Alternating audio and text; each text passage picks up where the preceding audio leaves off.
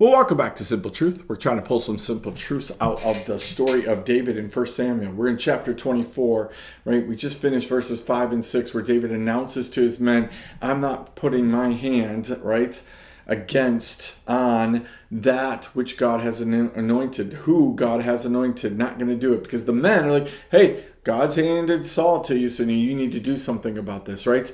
We're going to pick it up in verse 8. Right? Or actually verse 7, it says this, with these words, David persuaded his men and he did not let them rise up against Saul. So David announces, I'm not going to do this as the leader. And he persuades his men not to do that. Listen, as leaders, we need to do that same thing. Are you persuading people not to do evil? Are you declaring that you're not going to do evil, but people can do whatever they want? Or are you trying to persuade people with how you talk, how you act, what you think?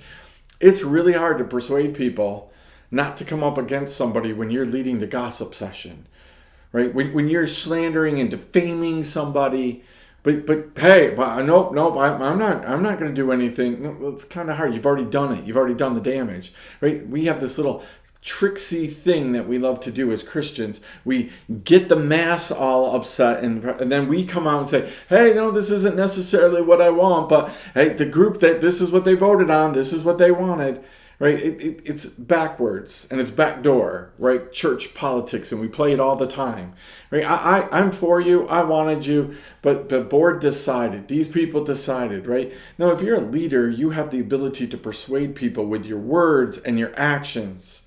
Right? Like, hey, we're not going to do this. We're not going to come up alongside people. I've heard it myself. People say it all the time, like, oh, we want you to know that we're for you, that we love you, that we care about you. And then pretty soon, right, you're railroaded out of something, right, because the mass decided.